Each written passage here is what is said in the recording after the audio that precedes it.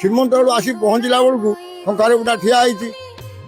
କହିଲା ମୁଁ ତ ବିବାହ ହେଇନି, ମୋର ଝିଅ ନାହାନ୍ତି, କେହି ନାହାନ୍ତି, ତ ମୋ ଝିଅ କିଏ ଶଙ୍ଖା ରଖିଲା ତମ ଠାରୁ, ମୁଁ ପଇସା ତମକୁ ଦେବି। କହିଲେ କଉଡ଼ି ଦିଅ, ସେଥିରେ କଉଡ଼ି ଚଳୁଥିଲା କଉଡ଼ି।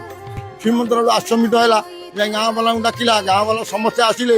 ଶୁଣି ଗ୍ରାମବାସୀ ତର ତରେ ଆସି ଦେଖିଲେ ଶଙ୍ଖାରୀ ବୁଢା ମିଛ କଥା ତୁଇ କହୁଛୁ ରେ ଭାଇ, ମିଛେ କାହିଁ ପାଇଁ ଛିଡା। ସିଏ ତ ବିବାହ ହେଇନାହାନ୍ତି, ତାର ପିଲାପିଲି କେହି ନାହାନ୍ତି, ଆଉ ତମେ କହୁଛ କେମିତି ତମ ଝିଅ ମତରେ ଶଙ୍ଖା ରଖି। ଶୁଣି ସେ ଶଙ୍ଖାରୀ କରଇ ଗୁହାରି କହୁଅଛି ମୁଇଁ ସତ, ଯେଉଁ ଝିଅକୁ ମୁଁ ପିନ୍ଧାଇଛି ଶଙ୍ଖା ଦେଖିବେ ଚାଲନ୍ତୁ ହାଟ। ମୁଁ ଯୋଉ ଝିଅକୁ ଶଙ୍ଖା ପିନ୍ଧାଇଛି ଚାଲନ୍ତୁ ତା ହାତ ଦେଖିବେ। ଶ୍ରୀମନ୍ତ ଶଙ୍ଖାରୀ ଗ୍ରାମବାସୀ ସମସ୍ତେ ଆସିଲେ ଚାଲି ଚାଲି। ଆସି ଯୋଉଠି ମା ଶଙ୍ଖା ପିନ୍ଧିଥିଲେ ସେଠି ଆସି ପହଞ୍ଚିଲା ବେଳକୁ ମା ଆବିର୍ଭାବ ହେଇକି ମାନେ ମା ବସିଛନ୍ତି, ଶଙ୍ଖାମଳ ଥୁଆ ହେଇଛି, ନାଲି ଶାଢୀ ମା ପିନ୍ଧିଛନ୍ତି। ସମସ୍ତେ ଦେଖି ପକେଇଲା ଶଙ୍ଖାରୀ ମାଙ୍କର ଏ ରୂପ, ସେ ମାଙ୍କର ରୂପ ସେତେବେଳେ କେମିତି ଦିଶୁଥିଲା। ଏମିତି ଅପୂର୍ବ ରୂପ ଦିଶୁଥିଲା, ଆଉ ତା ସୁନାର ରଙ୍ଗ ଦେବୀ କି ମାନବୀ ଚିହ୍ନି ନ ପାରିଲେ ହୋଇଗଲେ ସବୁ ସ୍ତବ।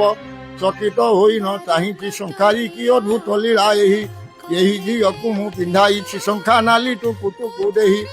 ଶଙ୍ଖାରୀ ଶରୀର ହୋଇଲା ରୋମାଞ୍ଚ ଆସେ ନେତ୍ରୁ ଲୁହ ବୋହି, କ୍ଷମା କର ମୋତେ ଜଗତ ଜନନୀ ଗଲେ ପାଦ ତଳେ ଶୋଇ।